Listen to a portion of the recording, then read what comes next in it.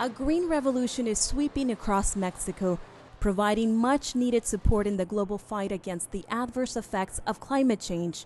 Change is already in the air and is being felt by Mexicans of all walks of life. I think Mexico's doing something good as far as changing the way we use energy. It has been beneficial for the customer. And regarding transportation, the Metrobus is one of the government's best achievements. This week's approval of 3 World Bank green projects totaling $650 million strengthens the bank's partnership with Mexico while supporting its climate change strategy to pursue a low-carbon growth path, improve its energy efficiency, and adapt to climate change challenges. These projects are very important because they imply mainstreaming of climate change into 4 key sectors. In the case of the MEDEC DPL, it is housing, forestry, energy and transport. And the energy efficiency program implies the mainstreaming of climate change into the energy sector through support to replacement of old incandescent bulbs by CFLs, as well as the replacement of refrigerators and air conditioners by clean new devices.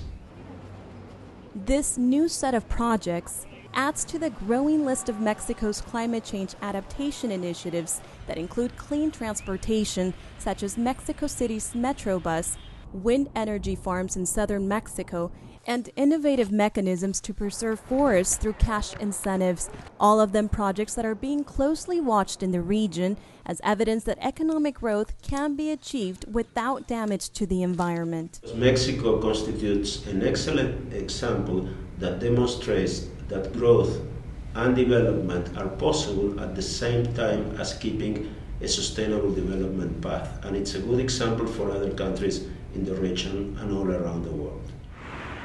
Mexico could reduce its greenhouse gas emissions by 40% in the next 30 years, with no negative impact on its development or economic growth, according to the low-carbon study MEDEC, which is in line with the government's own calculations.